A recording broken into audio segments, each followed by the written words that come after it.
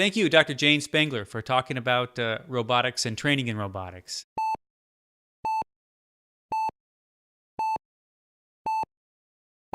I'm going to ask you a couple questions. You have recently completed your training. Could you give a quick rundown of your career stage? Sure. Thank you for having me, Chris. I recently, July of 2013, finished up doing a minimally invasive bariatric surgery fellowship at Duke University. Since that time, I was interviewing and doing some locums work, and then ended up one of the places that I was doing locums work at, the Riverside Health System. I ended up staying as one of their bariatric surgeons, currently doing both some general surgery and minimally invasive and bariatric stuff. Okay, great. Now, we saw robotics take off and then sort of fall out of favor in a couple of specialties. Sort of gynecology comes to mind, thyroid, parathyroid. There's some controversies. What is the status of robotics in foregut surgery? So I over the 2 years that I was at Duke, I did get some exposure to the robot in my residency. The majority of my exposure and my true use of the robot as a surgeon has been during fellowship itself. And I will say, as with any field of surgery, I think the robot has its niche in certain places. We all know things about the robot. It's best if you're in one area and staying in one area. Trying to do a gastric bypass on the robot versus trying to do a redo paraesophageal hernia when you're focused on one spot. Mm-hmm. It's a different beast. Trying to go from mid-abdomen to left upper quadrant to somewhere else, it's not as easy. It requires a lot more skill and a lot more knowledge. And I think that as people get more sophisticated with the robot, maybe it'll develop more. But I've found the robot to be extremely useful in some situations and maybe not as useful in others, maybe equivalent to doing an advanced laparoscopic case. I do think, looking at the data regarding the robot, we all know that the majority of the time there isn't really any time benefit as far as a robot's concerned. Incisional pain, that kind of thing is all pretty similar. I think the major difference, and maybe some of the reason that we're all so fascinated by it, is number one, patient draw, and number two, actually, surgeon career longevity. It, it, I can't tell you how many surgeons I talk to just in advanced laparoscopy, who are the true pioneers of advanced laparoscopy that now looking back on it say, my neck and my shoulders, I feel like there are 10 years of my life that maybe of my career life that I may not want to continue doing advanced laparoscopy because it hurts after a while and your body does take a beating. And this was before we knew a whole lot about ergonomics and that kind of thing. So I think that might be an area where the robot ends up being beneficial, but then you look at it and you also say, well, what about now we're going to get wrist difficulties and finger difficulties because we're using different parts of our bodies. So Carpal tunnel from the robot. exactly. So what are some of the compelling indications in foregut? So I think some of the best cases that I've done on the robot have been and it's not so foregut and bariatrics have been the redo paraesophageal hernias, the redo Nissens. It's really nice. You get a great visualization. The mobility is just great. A lot of some of the band removals and revisions. Just being able to see the capsule so clearly that sometimes, you never know what you're going to find. So it's nice to have the visualization that you can have with the robot. So you're talking about the 3D view? Right. And not just 3D, just the magnification itself. Okay. Mm-hmm.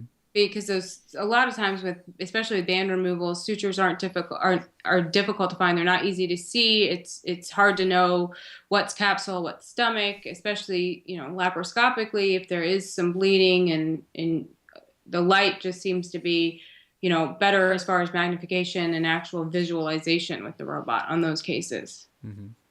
What about using the robot for more common things like lap gallbladders or lap colectomies? You've already said moving around the abdomen is a little bit difficult. Yeah, Like I lap do colectomy. think, so an example, moving around the abdomen, doing a gastric bypass, I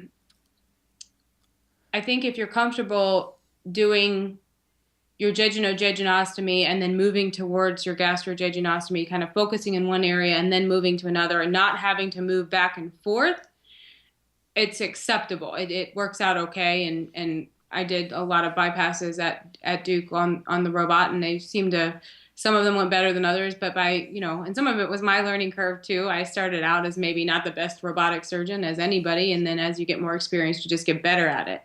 So by the end there, we were doing, and I ended up getting credentialed on the single site platform for the gallbladders on the robot. And ultimately, I kind of came to the decision that that is great in patients who have an umbilical hernia, because I felt that a repair of the umbilical hernia, so the single site platform is a 2.5 centimeter incision, 2 to 2.5 centimeter incision. It's only one incision, and it's a beautiful dissection of the gallbladder. You really can do a great cholecystectomy. But then you've made this very, very large incision that is susceptible to hernia formation and other issues. So I felt like I was doing patients more of a service when I was fixing the hernia at the same time, knowing that I hadn't caused it and I could actually do a good repair on my way out. Because I did see a couple complications associated with that incision. Mm-hmm. So and you're talking about single port, not laparoscopic. This is single port. Right. Okay. Just a straight up standard robot gallbladder.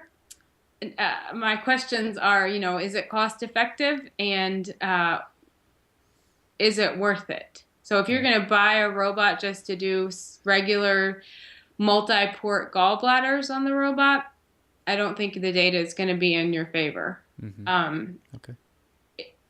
Unless your patient population just doesn't want to have their gallbladder out laparoscopically, I really don't think we're going to be able to justify that. Yeah. I do think a lot of colon surgery, I don't do a lot of robotic colon surgery, but having spoken with a lot of colorectal surgeons about it, I think that the robot really is, and it's that especially, the rectal dissection, being in that one narrow space where the robot seems to excel is definitely a place where it is useful. Mm-hmm.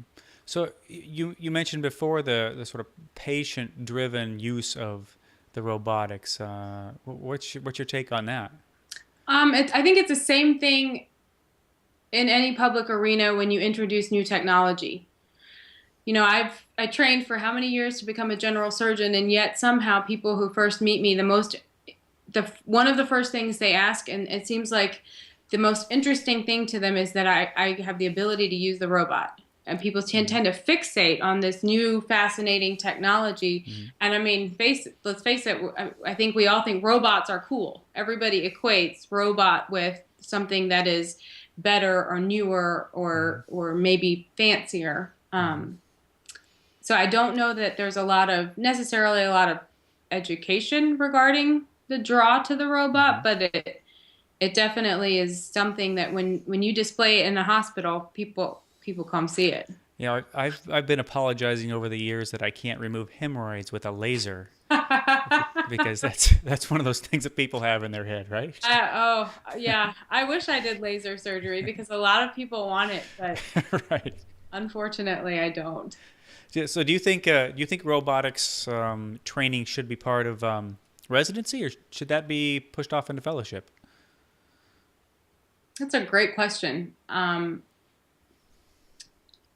Part of being exposed to the robot during my residency, and I think beginning to understand that I had some skills and enjoyed that, drew me towards what I ended up wanting to do.